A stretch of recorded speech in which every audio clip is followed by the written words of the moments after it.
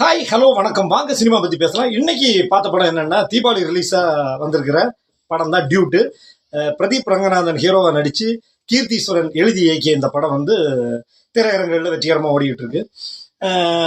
இந்த இந்த படத்தோட கதை என்னன்னு பார்த்தீங்கன்னா, பொதுவாக வந்து சினிமா இந்த டிவி சீரியல்லாம் பார்த்தீங்கன்னா இவருக்கு பதில் இவர் அப்படின்னு ஒன்று வரும்.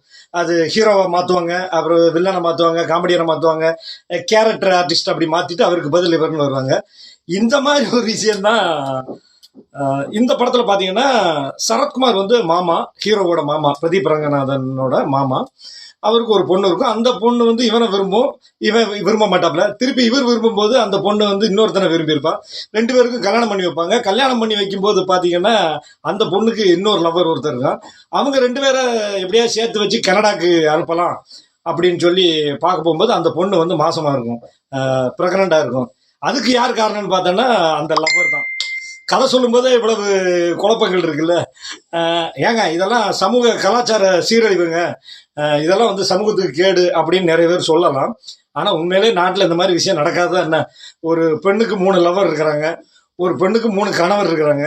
இந்த மாதிரி ஒரு விஷயத்துல இருந்து இன்ஸ்பயர் ஆகி பண்ணதான் இந்த விஷயம். ஆனா எங்கேயுமே தவறான விஷயங்களோ தப்பாவோ தெரியல. படத்தை வந்து சுவாரஸ்யமா கொண்டு போனதுல இயக்குனருக்கு பெரிய பங்கு இருக்கு. என்னடா இப்படியெல்லாமா, எப்பேற்பட்ட படங்கள்லாம் வந்த காலகட்டத்தில் இப்போ இப்படியெல்லாம் படம் வந்திருக்கான்னு சொல்லி நீங்க எல்லாம் ஃபீல் பண்ண வேண்டாம். படத்தை வந்து நல்ல ஹியூமராகவும் கொஞ்சம் ரசிக்கும்படியாகவும் நிறைய காட்சிகள் இருக்கு.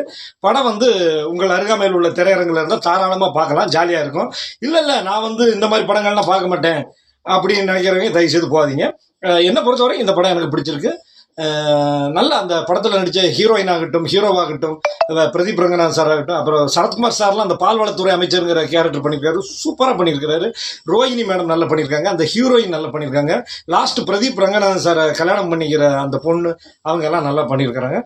கொடுத்த காசுக்கு வஞ்சனை இல்லாமல் என்டர்டைன்மெண்ட்டான ஒரு படம் தான். பெருசாக லாஜிக்கோ பெரிய இதெல்லாம் எப்படி நீங்கள் எதிர்பார்க்கக்கூடாது. ஏன்னா இது ஒரு சினிமா. எப்படி ட்ராமான்னு சொல்லுவாங்களோ அது மாதிரி இது ஒரு சினிமா. இது வந்து ஒரு பொழுதுபோக்குக்கான எடுத்த விஷயம் தான். அதை வந்து நீங்கள் பெருசாக சீரியஸாக எடுத்துட்டு ஐயோ இப்படி எல்லாமா படம் எடுப்பீங்க எதிர்பார்த்தீங்கன்னா தயவுசெய்து தேட்டருக்கு போகாதீங்க. என்ன பொறுத்த வரைக்கும் இந்த படம் வந்து ஒரு தடவை ஜாலியா விசில் அடிச்சு பார்க்குற மாதிரி உள்ள ஒரு படம் தான். Okay, tata. மீண்டும் இன்னொரு படத்துல உங்களை சந்திக்கிறேன். அதுவரை உங்களிடமிருந்து விடைபெற்றுக் கொள்வது உங்கள் உள்ள சபா பழனியப்பன். சிறகடி காசி செல்வம். டாட்டா.